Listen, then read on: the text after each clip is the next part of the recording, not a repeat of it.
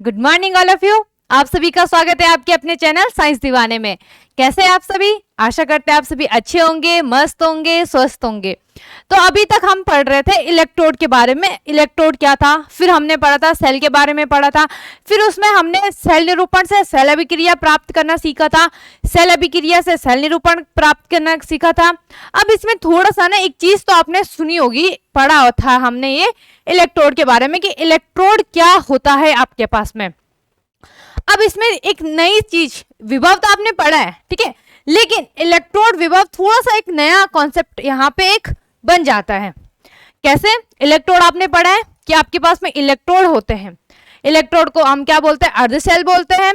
इसमें क्या होता है कि आपके पास में एक सुचालक क्या होती है? धातु होती है, और उसी का क्या होता है? एक विलयन होता है। ठीक है, क्या होता है? हमारे पास में एक विलयन होता है। फॉर एग्जाम्पल हमारे पास है ZnSO4 का विलयन, जिंक सल्फेट, या CuSO4 कॉपर सल्फेट का विलयन है। और उसी विलयन में हमारे क्या होती है? एक धातु की छड़ होती है। ठीक है, ये हमारी क्या है यहाँ पे? धातु की छड़। अब ये धातु की छड़ क्या होगी? मतलब जैसे हमारे पास में जिंक सल्फेट है, जिंक सल्फेट का विलयन है। अब इसमें एक चीज आ रही है कि अगर जिंक सल्फेट का विलयन है तो क्या इसमें कॉपर की धातु काम करेगी या कोई और धातु आपके पास में काम करेगी? आयरन हो गया, या आपके पास में जितनी भी धातुएं होती है वो क्या हम यहाँ पे लगा सकते हैं, या फिर हमें जिंक सल्फेट में जो आपके पास में जिंक धातु है वही लगानी है? तो इलेक्ट्रोड में क्या होता है आपके पास में कि आपका जो विलयन होता है, जिसका आपका विलयन होता है, जिस धातु का आपका विलयन होता है, जैसे यहाँ पे हमारे पास में हमारा क्या है? यहाँ पे आपके पास में जिंक सल्फेट क्या है आपके पास में? यहाँ पे ये किस चीज का विलयन है? जिंक सल्फेट का। थोड़ा सा हम यहाँ पे रिवीजन कर लेते हैं एक बार, तभी आपको इलेक्ट्रोड विभव अच्छे से समझ में आ जाएगा। ठीक है, यहाँ पे हमारे पास में क्या है? जिंक ZnSO4 का विलयन है। अब ये जब जिंक सल्फेट का विलयन है तो इसमें आपके पास में जो धातु की छड़ होगी, जो ये धातु की छड़ होगी वो किस चीज की होगी आपके पास में? वो होगी आपके पास में जिंक धातु की। किसकी होगी? आपके पास में जिंक धातु की छड़ होगी, जिंक धातु की छड़। अब ये छड़ का घड़ बन गया है तो ये क्या हो जाएगा आपके पास में? जिंक धातु की छड़। थोड़ा अच्छे राइटिंग में आप लिख लेना, मेरी राइटिंग इतनी अच्छी है नहीं। ठीक है, तो यहाँ पे आपके पास में क्या होगा कि कोई भी धातु है, सुचालक धातु, धातु यहाँ से सुचालक भी होती है लेकिन कुछ ज्यादा सुचालक होती है। जैसे आपके पास में सिल्वर हो गया, वो क्या होती है? विद्युत का सबसे अच्छी क्या होती है? सुचालक होती है। ठीक है, सुचालक कुचालक या तो आपने पढ़ा होगा ना, जिनमें क्या सुचालक में विद्युत प्रवाहित होती है, कुचालक में विद्युत प्रवाहित नहीं होती। ये हमने पढ़ ली, ये तो खैर बेसिक सा कॉन्सेप्ट है। अब इसमें क्या है कि आपके पास में जो भी धातु का विलयन होगा, उसी धातु, जो धातु का यहाँ पे आपके पास में विलयन होगा, उसी धातु की यहाँ पे आपके पास में क्या होगी? छड़ होगी। ये हमने क्या पढ़ लिया था? इसमें हमने पिछली क्लासेस में पढ़ लिया था आपके पास में। फिर यहाँ पे एक नई चीज आती, नई चीज तो क्या है कि आपके पास में आपने पढ़ा है कि आपका जो विलयन होता है वो क्या हो जाता है? यहाँ पे आयनित हो जाता है। जिंक सल्फेट आयनित होकर क्या बनाएगा आपके पास में? यहाँ पे ZnSO4 जिंक सल्फेट। और जब ये आयनित होगा तो विपरीत आवेशित आयनित यहाँ पे क्या हो जाते हैं? उत्पन्न हो जाते हैं।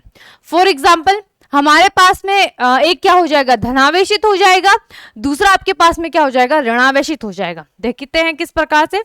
ZnSO4 है तो Zn+, और दूसरा आपके पास में क्या आ जाएगा? SO4-। ठीक है, अब यहाँ पे मैंने यहाँ पे Zn+2 लिखा है। उसका Zn+2 क्यों लिखा? क्योंकि यहाँ पे आपके पास में जो जिंक सल्फेट होता है, ठीक है, इसमें आपके पास में सल्फेट क्या है? सल्फेट की दो वैलेंसी क्या होती है? खाली होती है। ठीक है, इसमें 2 माइनस चार्ज होते हैं, और जो आपके पास में जिंक होता है उसमें क्या होते हैं? 2 पॉजिटिव चार्ज आ जाते हैं।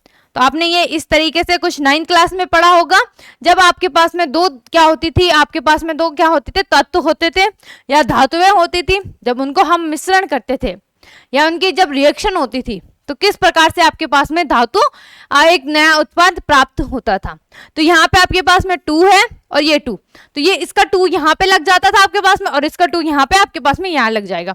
अब यहाँ पे बिल्कुल ध्यान देना, इस 2 से ये 2 क्या हो जाता था? मर्ज होता था। तब आपके पास में क्या बन जाता था?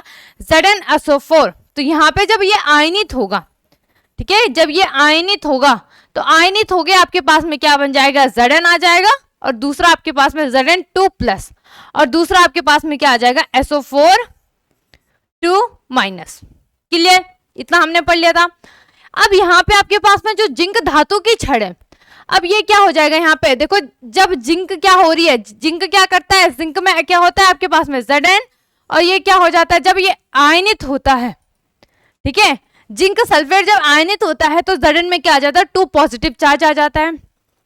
यहाँ पे ध्यान देने वाली एक चीज है, वो क्या है आपके पास में कि ये जो धातु की छड़ होती है, यहाँ पे जिंक धातु की छड़, तो ये आपने पढ़ा एनोड में क्या होता है, इलेक्ट्रोड पढ़ा था, इलेक्ट्रोड में आपके पास में क्या था, एक होता था एनोड, एनोड क्या होता था, जिसमें क्या होता था, ऑक्सीडेशन होती थी, ऑक्सीकरण की क्रिया होती थी, वहां पे आपके इलेक्ट्रॉन को क्या कर दिया जाता था, इलेक्ट्रॉन क्या करते थे, त्याग करते थे, और जहां पे इलेक्ट्रॉन क्या हो रहे हैं, ग्रहण हो रहे हैं ना आपके पास में, वहां पे आपका क्या कहलाता था, वहां पे वो आपका अपचयन हो रहा था, और अपचयन किस में होता है, कैथोड में होता है।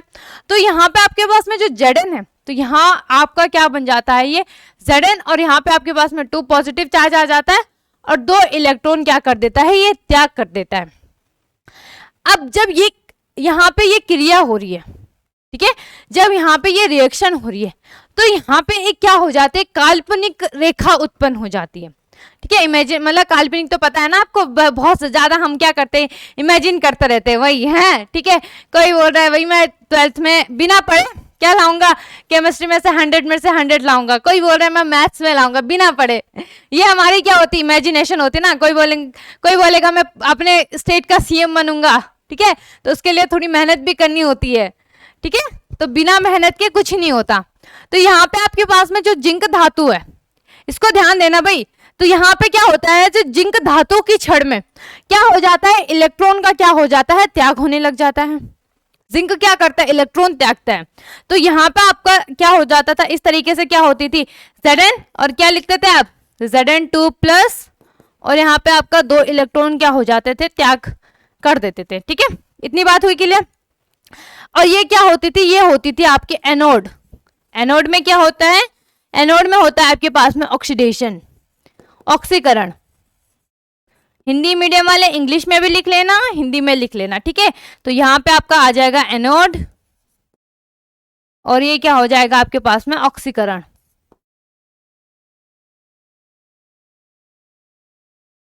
क्लियर, अब हम थोड़ा सा एक बार कैथोड का भी देख लेते हैं। तो कैथोड में आपके पास में,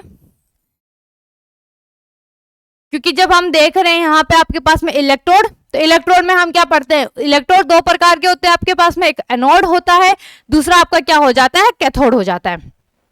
अब यहाँ पे कैथोड में आपने पढ़ा ना, कौन सा किस चीज का विलयन होता है आपके पास में, ये बन गया कैथोड, और आपका जो कैथोड होता है, कैथोड में होता है आपके पास में क्या होता है, CuSO4, क्या होता है आपके पास में, कैथोड में होता है Cu, किस चीज का विलयन है आपके पास में, CuSO4 का विलयन। अब क्या होता है आपके पास में कि जब विलयन CuSO4 का है, तो यहाँ पे जो धातु की छड़ होगी, ये भी क्या हो जाएगी, ये कॉपर की छड़ होगी आपके पास में, कॉपर धातु की छड़, या आप लिख देना Cu की छड़, ठीक है, कॉपर पूरा। क्लियर, एज इट इज ये भी क्या हो जाएगा, यहाँ पे जलीय विलयन, यहाँ पे जो विलयन होगा उसमें आयनित हो जाएगा। तो आपका जो CuSO4 है, जब ये आयनित होगा, तो यहाँ पे ये आयनित होके क्या हो जाएगा आपके पास में, Cu क्या हो जाएगा, 2 पॉजिटिव चार्ज आ जाएगा, और जो आपके पास में SO4 है उसमें क्या आ जाएगा, आपके पास में 2 नेगेटिव चार्ज आ जाएगा। अब यहाँ पे आपके पास में क्या आएगा, देखो जब ये कॉपर में क्या होती है, कैथोड की क्रिया होती है, तो Cu, अब यहाँ पे आपके पास में क्या होते हैं, 2 इलेक्ट्रॉन क्या करता है, ये ग्रहण करता है, ठीक है, क्या करता है आपके पास में, यहाँ पे ये 2 इलेक्ट्रॉन क्या कर रहा है, ग्रहण करता है, और जो फाइनल इसके पास में उत्पाद के रूप में इसका क्या बन जाता है, तब यहाँ पे ये Cu हो जाता है, क्या बनेगा आपके पास में यहाँ पे Cu। क्लियर भी क्लियर आपके पास में, क्लियर। तो यहाँ पे आपके पास में जो कॉपर है, जब ये इलेक्ट्रॉन क्या कर रहा है, ग्रहण कर रहा है ना आपके पास में, देखो अभिकर्मक में क्या हो रहा है, इलेक्ट्रॉन ग्रहण हो रहा है, तो यहाँ पे आपका क्या होगा, ये होगा आपके पास में रिडक्शन। और आपने पढ़ा है रिडक्शन किस में होता है, रिडक्शन होता है आपके पास में कैथोड में, अपचयन।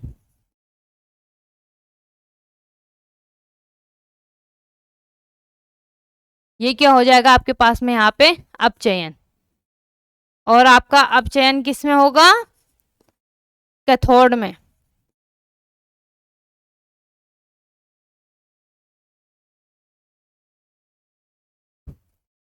क्या आ जाएगा यहाँ पे, कैथोड। ठीक है, इतनी बात आई समझ में। क्या होगा यहाँ पे, ये तो हमने पढ़ लिया था। आपके पास में क्या इलेक्ट्रोड होते हैं, इलेक्ट्रोड दो प्रकार के होते हैं। इलेक्ट्रोड में एक होता है एनोड होता है, दूसरा होता है आपके पास में कैथोड। जिस इलेक्ट्रोड में क्या होती है, ऑक्सीडेशन की क्रिया होती है, ऑक्सीकरण, या हम इसे क्या बोलते हैं, उपचयन, उसे हम क्या बोलते हैं, एनोड बोलते हैं।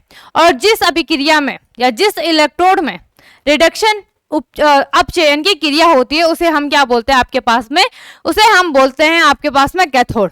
क्लियर हुई इतनी बात। तो यहाँ पे आपके पास में क्या होता है, जिसकी धातु की छड़ होती है आपके पास में, जो धातु का विलयन होगा उसी धातु की क्या हो जाती है, छड़ हो जाती है। इतनी बात आई समझ में। अब इलेक्ट्रोड विभव में आ जाते हैं थोड़ा सा। ठीक है, इलेक्ट्रोड हमने पढ़ लिया। इलेक्ट्रोड विभव में ये हमने पिछली क्लासेस में भी पढ़ लिया था। आपके पास में इलेक्ट्रोड का पढ़ा था, इलेक्ट्रोड में आपने एनोड का पढ़ा था, कैथोड पढ़ा था आपने। अब यहाँ पे थोड़ी सी आ जाती है इलेक्ट्रोड विभव। क्वेश्चन किस प्रकार से पूछा जाएगा आपके पास में यहाँ पे कि इलेक्ट्रोड विभव से क्या अभिप्राय है। ठीक है, या इलेक्ट्रोड विभव से आप क्या समझते हैं, या इलेक्ट्रोड विभव किसे कहते हैं। क्लियर हुई इतनी बात। चलो देखते हैं अब हम यहाँ पे थोड़ा सा इलेक्ट्रोड क्या है आपके पास में, कि जब किसी इलेक्ट्रोड में, ठीक है, इलेक्ट्रोड अर्धसेल, जब किसी इलेक्ट्रोड में धातु की छड़ विलयन के संपर्क में, हमने पढ़ा था ना आपके पास में, यहाँ पे आपके पास में क्या होता है, एक विलयन होता है। ठीक है, और उसी धातु की क्या होती है, यहाँ पे छड़ होती है।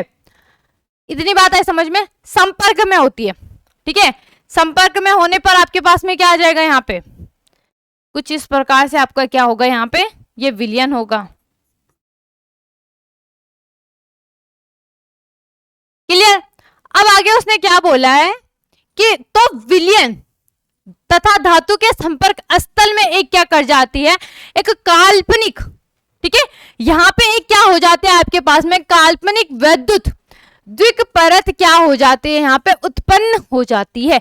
इंपॉर्टेंट है भाई, क्या हो रहा है यहाँ पे आपके पास में, कि यहाँ पे आपके क्या हो रहा है कि जो काल्पनिक है वहां पे आपके पास में क्या हो जाती है, वैद्युत द्विक परत क्या हो जाती है, उत्पन्न। ये आपके पास में धातु की छड़ हो गई।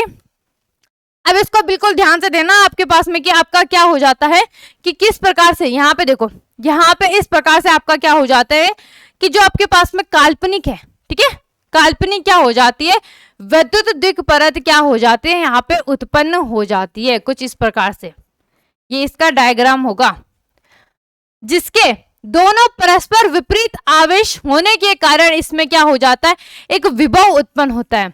आपने पढ़ा होगा ना, जब आप इलेक्ट्रोड पढ़ रहे थे, इलेक्ट्रोड में आपके पास में क्या हो जाता है कि आपने जब लमण सेतु पढ़ा होगा, ठीक है, मतलब आपने क्या पढ़ा था, यहाँ पे आपके पास में इलेक्ट्रोड पढ़ा था, सेल अभिक्रिया पढ़ी थी ना, तो उसमें हम सेल वाला देखा था आपने, तो उसमें क्या हो रहा था आपके पास में कि लमण सेतु क्या कर रहा था वहां पे, अगर किसी में आयन की कमी हो जाती है, दो विलयन थे, एक आपके पास में जिंक सल्फेट का विलयन था, एक आपके पास में क्या था, CuSO4 का विलयन था।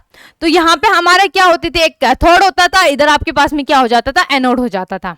इसी प्रकार से यहाँ पे आपका पास में क्या है, एक धातु का विलयन है, धातु का विलयन है। अब यहाँ पे आपके पास में क्या हो रहा है कि जो धातु का विलयन है वो क्या कर रहा है कि यहाँ पे आपके पास में क्या आ जाता है, यहाँ पे एनोड होगा, एनोड में आपको पता है पॉजिटिव चार्ज आता है, और जो आपके पास में कैथोड होता है उसमें क्या होता है, नेगेटिव चार्ज आ जाता है।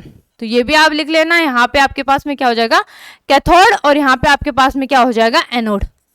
और एनोड में भी लिख लेना भाई, एनोड में कौन सी रिएक्शन होती है आपके पास में, यहाँ पे एनोड में हो जाएगी आपके पास में यहाँ पे जिंक सल्फेट। जिंक क्या कर रहा है, दो इलेक्ट्रॉन आप अपना क्या कर रहे हैं, यहाँ पे त्याग कर रहा है।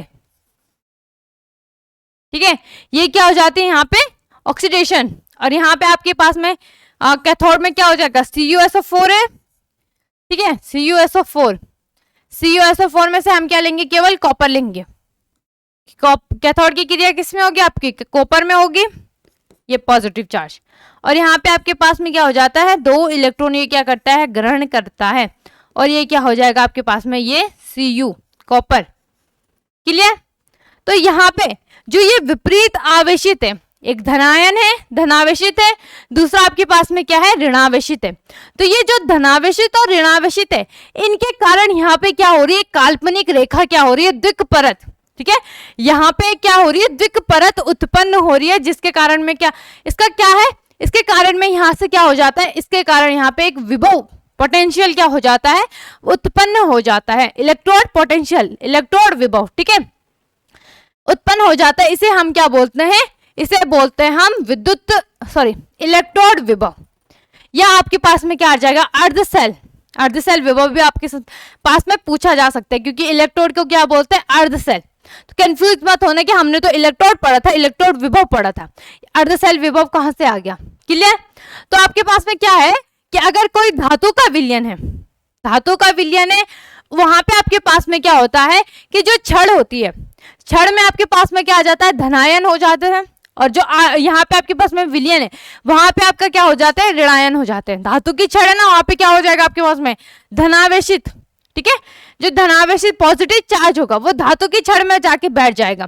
ये आपके पास में भाई ये इमेजिनरी जो आपके पास में क्या है, इमेजिनरी लाइन है, यहाँ पे द्विक परत है, काल्पनिक द्विक परत है, वो है, ठीक है। यहाँ पे ये मत समझ लेना कि आपके पास में ये क्या है, धातु की छड़ है, ठीक है। धातु की छड़ आपकी कुछ इस प्रकार से यहाँ पे बना देती हूँ भाई मैं, क्लियर। अब यहाँ पे जो धातु की छड़ है, यहाँ पे तो क्या आ जाता है, धनायन हो जाता है, और यहाँ पे आपका क्या हो जाता है, ऋणायन हो जाता है, ठीक है। अब इसको ध्यान से समझना, जब धनावेशित और जब ऋणावेशित, इनके कारण या धनायन या ऋणायन के कारण यहाँ पे क्या हो जाता है, एक विभव उत्पन्न होता है। उस विभव को हम क्या बोलते हैं, इलेक्ट्रोड विभव कहते हैं। देखो कितना इजी है, क्लियर हुई बात। चलो आगे देखते हैं, आगे क्या है हमारे पास में।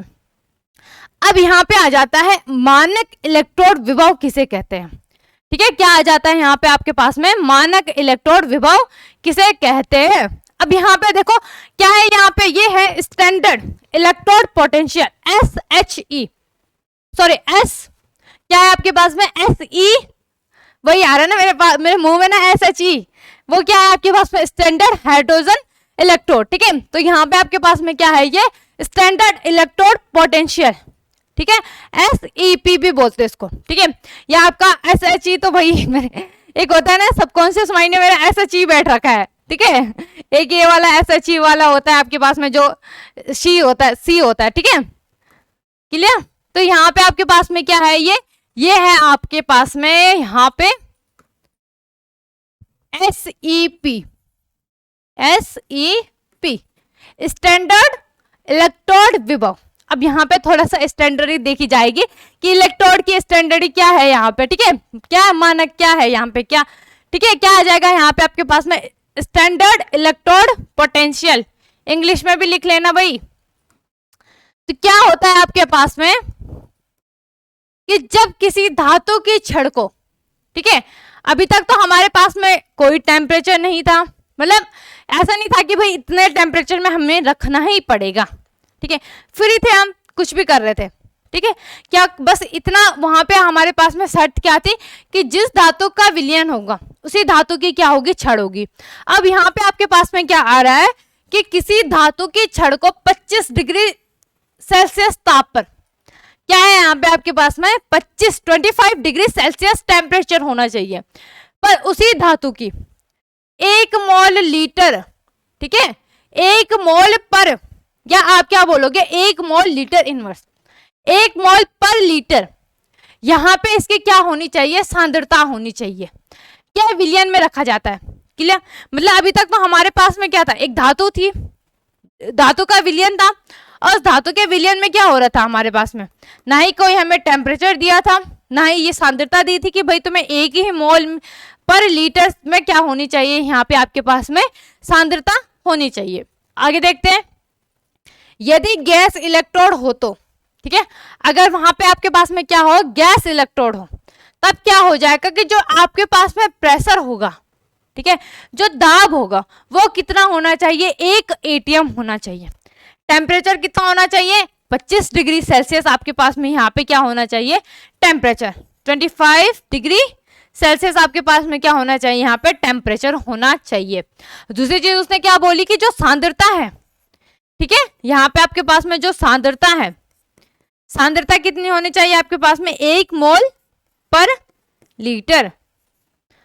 और जो आपके पास में अगर गैस हो, गैस इलेक्ट्रोड हो, तो दाब कितना होना चाहिए आपके पास में, दाब प्रेशर तब होना चाहिए, ये होना चाहिए आपके पास में 1 atm, 1 atm। क्लियर भी बात। उसके कारण वही अब यहाँ पे क्या हो रहा है, उसके कारण एक क्या हो जाएगी आपके पास में, क्या होगा आपके पास में, एक विद्युत द्विक परत क्या हो जाएगी, उत्पन्न हो जाएगी। ठीक है, उत्पन्न होने वाले विभव को हम क्या बोलते हैं, मानक इलेक्ट्रोड विभव कहते हैं। अभी तक हमने इलेक्ट्रोड विभव देखा। इलेक्ट्रोड विभव में आपके पास में क्या आता है कि जो इलेक्ट्रोड होते हैं, ठीक है, जो धातु का विलयन होगा उसी धातु की छड़ होगी। अब वहां पे आपके पास में क्या हो जाते हैं, एक आयनित होने के कारण यहाँ पे विपरीत आवेश होने के कारण यहाँ पे एक विभव उत्पन्न हो जाता है। जब यहाँ पे एक विभव उत्पन्न होगा, ठीक है, तो उस विभव को हम क्या बोलते थे, इलेक्ट्रोड विभव कहते थे। यहाँ पे हमारे पास में क्या दे रखी है, इन्होंने शर्त दे रखी है कि टेम्परेचर कितना रखना है आपको, 25 डिग्री सेल्सियस होगा। ठीक है, अगर टेम्परेचर आपका कितना होगा, 25 डिग्री सेल्सियस होगी, सांद्रता क्या होगी आपके पास में, 1 मोल पर लीटर क्या होगी, सांद्रता होगी। और जो आपके पास में प्रेशर है, ठीक है, यदि प्रेशर कब होगा, ना ठोस में होगा ना द्रव में होगा, तो क्यों नहीं है, लेकिन यहाँ पे अगर क्या होगा आपके पास में, इलेक्ट्रोड क्या होगा, अगर गैस होगा तब क्या होगा आपके पास में, जो दाब होगा वो क्या हो जाएगा, 1 atm क्या हो जाएगा, यहाँ पे आपके पास में दाब हो जाएगा। क्लियर। इसको हम क्या बोलेंगे, मानक इलेक्ट्रोड विभव हम क्या बोलते हैं, इसको बोलते हैं स्टैंडर्ड इलेक्ट्रोड पोटेंशियल। हम क्या कहते हैं, इसको बोलते हैं कि अगर हमारे पास में टेम्परेचर 25 डिग्री सेल्सियस होगा, प्रेशर 1 atm होगा, सांद्रता 1 मोल पर लीटर होगी। क्लियर है बात। इसे हम किससे डिनोट करते हैं, ई नोट। इंपॉर्टेंट है भाई, ई नोट। ठीक है, क्या करेंगे, इसको क्या बोलते हैं, हम ई नोट बोलते हैं। इसे ई नोट के द्वारा क्या किया जाता है, निरूपित किया जाता है। और जो इसका मात्रक होता है वो क्या हो जाएगा आपके पास में, क्या होगा, वोल्ट होगा। एक नंबर में भी पूछ सकता है आपके पास में कि मानक इलेक्ट्रोड विभव का मात्रक क्या होता है। क्लियर भी बात, क्लियर। चलो आगे देखते हैं हम। आगे हमारे पास में क्या है कि जो मानक इलेक्ट्रोड विभव होता है इसका प्रयोग क्या है आपके पास में। ठीक है, जो मानक इलेक्ट्रोड का मतलब क्या यूज, हम यहाँ पे किस चीज में इसका यूज करेंगे देख लेते हैं। यहाँ पे कि किसी धातु के मानक इलेक्ट्रोड विभव का मान निम्न हम क्या कर सकते हैं, 2 प्रकार से क्या कर सकते हैं, ज्ञात कर सकते हैं। ठीक है, प्रयोग क्या है इसका कि हम क्या कर रहे हैं, किसी भी धातु का क्या कर सकते हैं, मानक इलेक्ट्रोड विभव क्या कर सकते हैं, हम ज्ञात कर सकते हैं। और अगर आपको क्या दिया होगा, जैसे आपको ना क्या दिया होगा, कैथोड दिया होगा। ठीक है, अगर आपको कैथोड इलेक्ट्रोड में क्या दिया होगा, कैथोड की वैल्यू दी होगी, तो आप एनोड का भी निकाल सकते हो, या आपको ऑक्सीडेशन का दिया हो तो रिडक्शन का निकाल सकते हो। देखते हैं हम किस प्रकार से। ठीक है, सबसे पहले हम देखते हैं यहाँ पे, अगर आपको दिया हो, ठीक है, क्या होगा, 2 प्रकार से, किस प्रकार से होगा वो, या तो कैथोड के रूप में होगा, कैथोड एनोड में, या आपका क्या होगा, रिडक्शन, और क्या होगा आपके पास में, ऑक्सीडेशन। पहला होगा आपका ये होगा आपके पास में, अगर आपको क्या दिया होगा, ई नोट, और यहाँ पे आपको क्या दिया होगा, एनोड की वैल्यू दी होगी। ठीक है, तो तब कैथोड क्या आएगा आपका, तब आ जाएगा आपके पास में केवल क्या आ जाएगा, यहाँ पे आ जाएगा माइनस, और ये हो जाएगा आपके पास में ई नोट, और यहाँ पे आपका आ जाएगा कैथोड। कितना इजी है भाई, ये तो बहुत इजी है। ठीक है, ये पूछा जा सकता है आपका 2 नंबर में, किस प्रकार से अभी देखेंगे क्वेश्चन, न्यूमेरिकल भी करेंगे इसका। ठीक है, दूसरा आपका दूसरा प्रकार क्या होगा आपके पास में, दूसरा होगा आपके पास में, यहाँ पे दिया होगा आपके पास में ई नोट, ऑक्सीडेशन, ऑक्सीकरण। ठीक है, और आपको क्या करना है, यहाँ पे बस क्या लगा देना है, माइनस लगा देना है, और यहाँ पे आपका आ जाएगा ई नोट रिडक्शन, या आपका क्या हो जाएगा यहाँ पे ई नोट ऑक्सीकरण, और क्या आ जाएगा माइनस में आपका क्या आ जाएगा, ई नोट क्या आ जाएगा आपके पास में, यहाँ पे अपचयन आ जाएगा। क्लियर भी इतनी बात। अब हम यहाँ पे थोड़ा सा देखते हैं एक उदाहरण हम ले लेते हैं यहाँ पे जिंक का, Zn का। जिंक अगर आपका क्या होगा, Zn, और ये हो जाएगा आपके पास में जिंक क्या कर रहा है आपके पास में, जिंक यहाँ पे आपके पास में इलेक्ट्रॉन क्या कर रहा है, त्याग कर रहा है। तो जब ये इलेक्ट्रॉन त्याग करेगा तो यहाँ पे इसमें विभव, ठीक है, ऑक्सीडेशन का जो विभव होगा वो आपका किस प्रकार से होगा कि अगर आप, तो यहाँ पे आपका क्या हो जाएगा, तो ऑक्सीडेशन विभव के रूप में इस प्रकार से लिखोगे आप, विभव के रूप में। तब आप लिखोगे यहाँ पे आपका आ जाएगा ई नॉट, और यहाँ पे आपका क्या आएगा, देखो ई नॉट, फिर Zn फेस बाउंड्री, और फिर क्या आ जाएगी Zn2 प्लस। क्लियर हुई बात। और तब यहाँ पे आपका क्या आ जाएगा, ये यहाँ पे आपकी क्या आ जाएगी, वैल्यू आ जाएगी। वैल्यू कितनी होती है इसकी, ये होती है 0.76। क्लियर हुई बात। इस प्रकार से आप क्या कर सकते हो, इसको किसके रूप में लिख सकते हो, ऑक्सीडेशन के रूप में लिख सकते हो। और यहाँ पे आप लिख देना भाई, क्या आ जाएगा, यहाँ पे आपका आ जाएगा एनोड के रूप में। ये क्या है आपके पास में, किसके रूप में है, ये एनोड के रूप में है। और इसी तरीके से अगर कैथोड के रूप में होगा तो कैथोड के रूप में आपके पास में क्या आ जाएगा, ये आएगा आपका, देख लेते हैं हम थोड़ा सा इसको, ये आ जाएगा आपके पास में Zn, और यहाँ पे देखो जैसे आप Cu में लिखते थे ना, ऐसे लिखते थे आप Cu2 प्लस, और ये क्या करता था, 2 इलेक्ट्रॉन ग्रहण करके क्या हो जाता था, Cu हो जाता था। इसी तरीके से आपका क्या हो जाएगा, जिंक में हो जाएगा, क्योंकि जिंक को हम क्या ले रहे हैं अभी, रिडक्शन के रूप में ले रहे हैं। क्लियर, देखते हैं। तो यहाँ पे ये 2 इलेक्ट्रॉन ग्रहण करेगा और ये बन जाएगा आपके पास में Zn, ठीक है। और इसको हम किस प्रकार से लिखेंगे, तो यहाँ पे ऑक्सीकरण लिख देना भाई, तो यहाँ पे आपका अपचयन, या आप क्या लिख देना, रिडक्शन।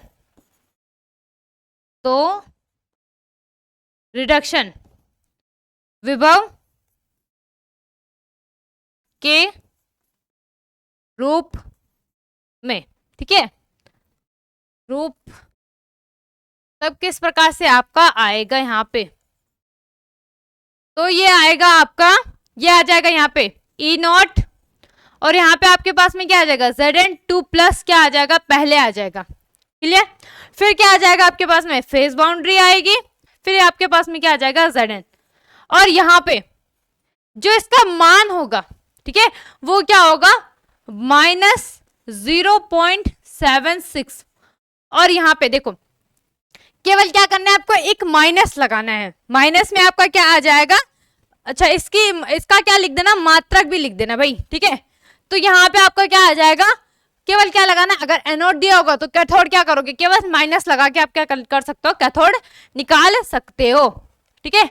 तो इसका आ जाएगा आपके पास में यहाँ पे 0.76 वोल्ट। इसी तरीके से यहाँ पे भी आप लिख देना, माइनस का क्या आ रहा है, E naught Zn2 plus phase boundary, ठीक है। यहाँ पे आपके क्या आ जाएगा, Zn इक्वल टू में क्या आ जाएगा, किसके रूप में, ये आपको क्या है, एनोड है। एनोड का क्या हो जाएगा, केवल क्या करना है, उसके आगे क्या लगा देना है, माइनस लगा के आपको क्या हो जाएगा, आपको कैथोड प्राप्त हो जाएगा। तो ये आ जाएगा -0.76, और यहाँ पे आपका क्या आ जाएगा, ये वोल्ट। क्लियर। और यहाँ पे आप लिख दोगे, क्या लिखोगे आप, कैथोड के रूप में, कैथोड के रूप में। क्लियर हुई बात। बस इतना सा है। क्या करना है, सबसे पहले आपने कि क्या करना है, हमारा जो स्टैंडर्ड क्या था आपके पास में, स्टैंडर्ड इलेक्ट्रोड पोटेंशियल था, उसमें अगर आपको कैथोड दिया होगा, ठीक है, ई नोट को हम क्या करते हैं, आपके पास में SEP से डिनोट करते हैं। तो क्या आ जाएगा, SEP, ठीक है, स्टैंडर्ड इलेक्ट्रोड पोटेंशियल, या मानक, आपके पास में क्या आ जाएगा, मानक इलेक्ट्रोड विभव। तो मानक इलेक्ट्रोड विभव में आपके पास में कैथोड दिया होगा, एनोड निकाल देना, एनोड दिया होगा, कैथोड निकाल देना, अगर आपको एनोड और कैथोड नहीं दिया होगा, ठीक है। ऑक्सीडेशन आपको पता ना, ऑक्सीडेशन की क्रिया किसमें होगी, किसमें होगी, एनोड में होगी, रिडक्शन आपकी किसमें होगी, कैथोड में। तो आप बड़ी इजली से क्या लगा, केवल आपको माइनस तो लगाना है, और आपका क्या आ जाएगा, बिल्कुल आपके 2 नंबर आराम से, बिल्कुल बिना कुछ करे आपको क्या करना है, एक माइनस लगाना है, आपके 2 नंबर आराम से तैयार हो जाएंगे भाई। अब हम थोड़ा सा एक देखते हैं यहाँ पे आपके पास में, अच्छा IUPAC भी आएगी यहाँ पे, ठीक है। क्या हो जाएगा आपके पास में, इंटरनेशनल प्योर एंड अप्लाइड, क्या आ जाएगा यहाँ पे आपके पास में, क्या आ जाएगा, केमिस्ट्री, ठीक है। अब यहाँ पे क्या है कि IUPAC के नियम अनुसार हमारे पास में जो सभी आंकिक, ठीक है, जो आपके सभी आंकिक गणनाओं में स्टैंडर्ड इलेक्ट्रोड पोटेंशियल का प्रयोग अपचयन विभव के रूप में किया जाता है। यहाँ पे केवल क्या आ जाएगा, किसके रूप में होगा, ये होगा आपके पास में रिडक्शन में, ठीक है, किसमें होगा, रिडक्शन में, और किसमें नहीं होगा, ऑक्सीडेशन में नहीं होगा। याद रख लेना भाई, 1 नंबर में पूछा जा सकता है, ठीक है। क्लियर हुई बात कि आयुपेशी में आपके पास में आंकिक गणनाओं में स्टैंडर्ड एसईपी, ठीक है, एसईपी का जो प्रयोग है वो किसका अपचयन विभव के रूप में किया जाता है, ठीक है। यहाँ पे कंफ्यूज क्या, या तो आपके पास में जब आपका क्वेश्चन न्यूमेरिकल आपको किस प्रकार से पूछा जा सकता है कि जो एसईपी है उसमें जो आपके पास में विभव है वो किस रूप में आपका प्रयोग में किया जाता है। तो आपके पास में ऑप्शन में क्या होगा, option A reduction, option B oxidation, option C both A and B, और आपका जो डी ऑप्शन होगा वो होगा नन ऑफ दिस, ठीक है, इनमें से कोई नहीं। तो आपको क्या करना है, किसमें होगा, वो आपका हो जाएगा रिडक्शन में। क्लियर हुई बात, चलो आगे देखते हैं। अब यहाँ पे एक और चीज आ गई भाई, क्या आया आपके पास में यहाँ पे SHE स्टैंडर्ड हाइड्रोजन इलेक्ट्रोड आपका क्या है, या स्टैंडर्ड हाइड्रोजन इलेक्ट्रोड से आप क्या समझते हैं। अब देखो यहाँ पे आपके पास में क्या है, स्टैंडर्ड हाइड्रोजन, तो किसके बारे में बात की जाएगी, हाइड्रोजन के। चलो देखते हैं हम, ठीक है। तो यहाँ पे आपके पास में क्या हो जाता है, बिल्कुल ध्यान से, ठीक है, कि यह एक गैस इलेक्ट्रोड होता है। क्या होगा, ये यहाँ पे आपके पास में गैस इलेक्ट्रोड होगा। गैस इलेक्ट्रोड में हमारा प्रेशर कितना होता है, 1 atm होता है। आगे देखते हैं, किंतु जो हाइड्रोजन गैस है इसे कहाँ कितने डिग्री सेल्सियस में रखा जाता है, 25 डिग्री सेल्सियस में, क्योंकि जो हमारे पास में SEP था, स्टैंडर्ड इलेक्ट्रोड पोटेंशियल था, इसमें भी क्या होता था आपके पास में 25 डिग्री सेल्सियस होता था, सांद्रता 1 मोल पर लीटर होती थी, और जो अगर वो गैस में होगा इलेक्ट्रोड तब क्या हो जाता था आपके पास में जो दाब होगा वो कितना हो जाता था, 1 atm हो जाता था। हाइड्रोजन गैस को क्या करते हैं, यहाँ पे आपके पास में प्लेटिनम, ठीक है, पीटी धातु की सतह पर अधिशोषित, ठीक है, थोड़ा टंग स्लिप हो जाती है कभी कभार, अधिशोषित करके क्या करते हैं, प्लेटिनम की जो प्लेट है एक सुचालक तार को जोड़ते हैं। वहां पे क्या हो जाता है कि जो यहाँ पे आपके पास में जो हाइड्रोजन गैस होती है उसे हम क्या करते हैं, आपके पास में प्लेटिनम धातु की सतह पे अधिशोषित करते हैं। उसके बाद में जो आपके पास में प्लेटिनम की प्लेट है, ठीक है, प्लेटिनम की प्लेट को एक सुचालक तार द्वारा जोड़कर 1 मोल पर लीटर सांद्रता, ठीक है, यहाँ पे अभी आपके पास में क्या है, जो सांद्रता है, सांद्रता कितनी हो जाएगी आपके पास में, सांद्रता होती है आपके पास में 1 मोल पर लीटर।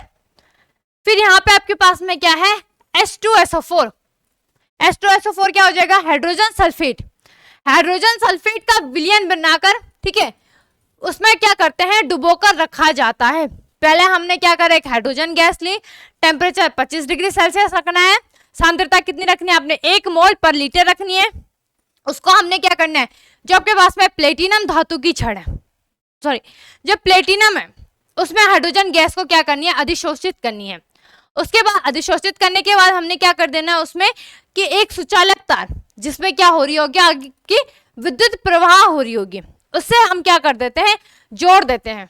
फिर उसके बाद में H2SO4 के विलयन में हम क्या कर देते हैं, उसको डुबोकर रखा जाता है, जिससे गैस इलेक्ट्रोड निर्माण हो जाता है। अब यहाँ पे क्या हो रहा है कि जब हम हाइड्रोजन गैस को प्लेटिनम में अधिशोषित करते हैं, अधिशोषित करने के बाद हम H2SO4 में क्या कर देते हैं, मिला देते हैं। फिर वहां पे आपके पास में क्या हो जाता है, गैस इलेक्ट्रोड का निर्माण होता है। इस गैस इलेक्ट्रोड को हम क्या बोलते हैं, मानक हाइड्रोजन इलेक्ट्रोड कहते हैं। क्लियर हुई इतनी बात, क्योंकि इस एक बेलनाकार कांच की नलिका में एक सहायता से H2 गैस को 1 atm का दाब पर प्लेटिनम की सतह तक पहुंचाया जा सकता है। ये आप जो ये दूसरी लास्ट वाली लाइन है ना, इसको आप किस में समझोगे, जब मैं आपको संरचना और कार्यविधि में बताऊंगी, उसमें आपको अच्छे से क्लियर हो जाएगा, ठीक है। क्योंकि अभी आपको केवल इतना तो समझ में आ गया होगा कि मानक हाइड्रोजन आपके पास में इलेक्ट्रोड क्या होता है, SHE क्या होता है।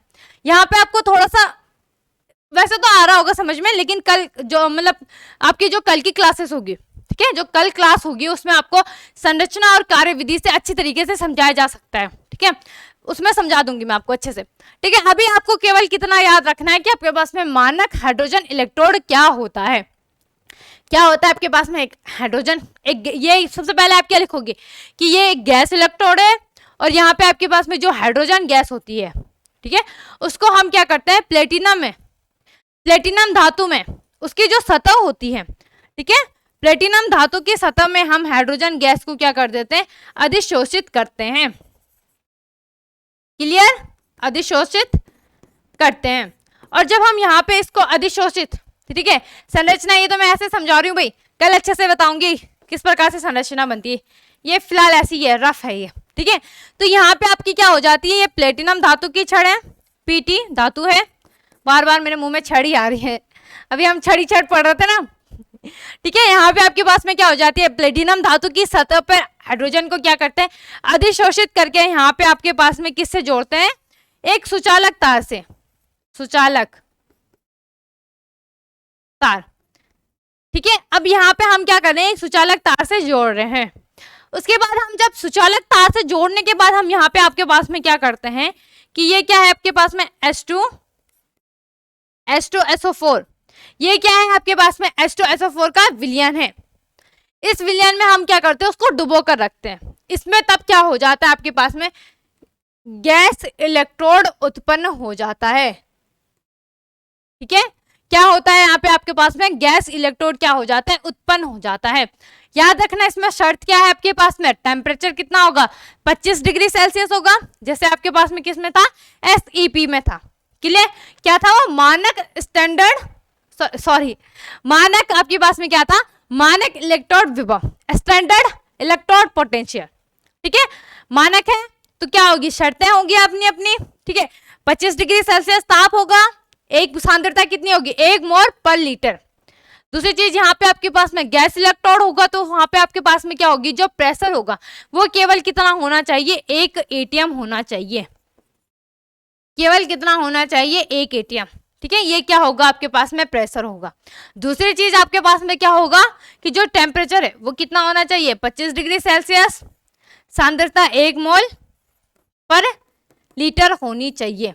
अब इससे एक चीज आपको याद रखनी है। ठीक है, एक पढ़ लोगे दूसरा आपको थोड़ा थोड़ा याद हो जाएगा। हाइड्रोजन में केवल कितना याद रखना है आपने, देखो अगर आपने स्टैंडर्ड वो पढ़ लिया ना, स्टैंडर्ड इलेक्ट्रोड पोटेंशियल पढ़ लिया, उसमें क्या है आपके पास में कि 25 डिग्री सेल्सियस ताप है, दूसरी सांद्रता कितनी है 1 मोल पर लीटर है, तीसरी चीज आपके पास में गैस इलेक्ट्रोड होगा तो दाब कितना होगा 1 ATM।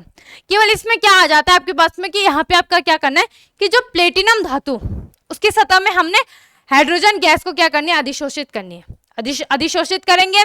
उसके बाद यहाँ पे जब अधिशोषित हो जाएगी उसके बाद में हम क्या करते हैं कि एक सुचालक तार से उसको जोड़ देते हैं। जोड़ने के बाद हम H2SO4 हाइड्रोजन सल्फेट के विलयन में उसको डुबो कर रखते हैं तो एक गैस इलेक्ट्रोड क्या हो जाता है उत्पन्न। ठीक है, 3-4 लाइन तो आपको पहले से ही याद रहेगी क्योंकि आपने अगर SEP अच्छे से पढ़ लिया तो SHE भी पढ़ लोगे आप ढंग से।